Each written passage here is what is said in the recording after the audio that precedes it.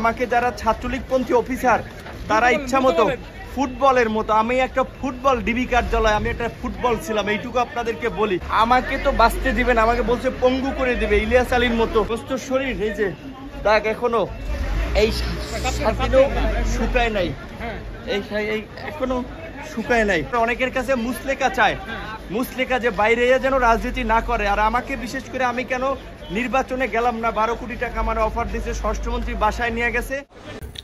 আসসালামু আলাইকুম প্রিয় দর্শক, আশা করছি সকলেই ভালো আছেন। প্রিয় দর্শক, অবশেষে যুক্তরাষ্ট্র খেপেছে এবং জাতিসংঘ বিষয়টার দিকে গুরুত্ব দিয়েছেন। কেননা 203 জন ছাত্রীকে নির্বিচারে শহীদ করা হয়েছে। এই বিষয়টাই নিয়ে থেমে নেই জাতিসংঘ ও যুক্তরাষ্ট্র। সরকার অনেকটা চাপে রয়েছেন এবং ভয়ে রয়েছেন। কেননা ছাত্র আন্দোলন বড় আন্দোলন, পৃথিবীতে যত বড় আন্দোলন আছে তার মধ্যে ছাত্র আন্দোলন সবচাইতে বড়। এদিকে সরকার কিন্তু পুলিশ, সেনাবাহিনী, বিজিবি তাদেরকে দিয়ে কিন্তু টিকে রয়েছেন ছাত্রলীগ দিয়ে, কারণ ছাত্রলীগ অনেকটাই ক্ষমতার অধিকারী। দর্শক, এদিকে কোটা সংস্কার যে আন্দোলন হয়েছে, সরকারের কাছে দাবি ছিল একটি মাত্র দাবি। সে দাবিটা যদি সরকার মেনে নিত তাহলে এই আন্দোলন এত দূর যেত না। আজকে সরকার একটি বক্তব্য দেওয়ার পরে বাংলাদেশ আন্দোলনে কোটা সংস্কারে যখন ছাত্রছাত্রী রাজপথে নামে, প্রথম দিন 1 জন, দ্বিতীয় দিন 6 জন, তারপরে 40, তারপরে 60, তারপরে মোট 203 জনকে নির্বিচারে হত্যা করা হয়েছে। দর্শক, সরকার বলছে এই হিসাবটা আমি জানি না এবং আমি এই হত্যা আমার লোকজন করেনি, এটা হত্যা করেছে বিএনপি জামাত। পুরো দায়ভার দেওয়া হচ্ছে বিএনপি জামাতের উপর। আর এদিকে ছাত্ররা আবারও গর্জে উঠেছে, কেননা তাদেরকে বাড়ি বাড়ি থেকে গ্রেপ্তার করা হচ্ছে। এ পর্যন্ত 3000-এরও বেশি ছাত্রকে গ্রেপ্তার করেছে পুলিশ।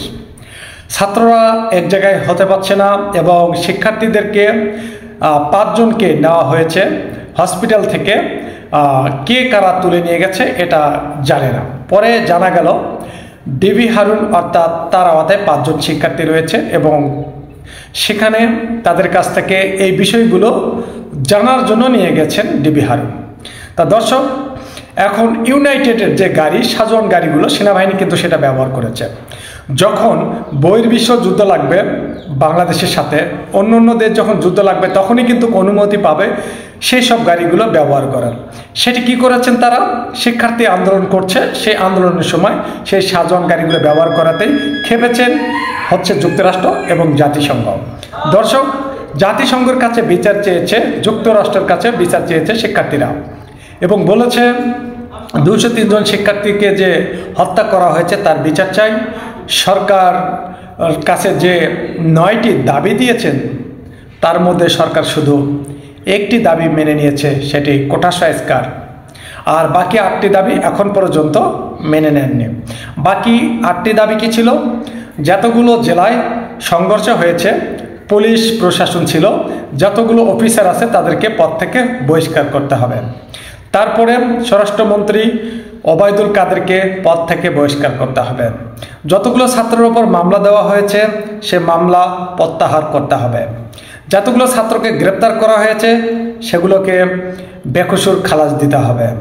তারপর যেসব পুলিশ যেসব ছাত্রদেরকে হত্যা করেছে, গুলি করেছে, তাদেরকে আইনের আওতায় নিতে হবে এবং তাদেরকে বিচার করতে হবে এবং চাকরি থেকে তাদেরকে বহিষ্কার করতে হবে।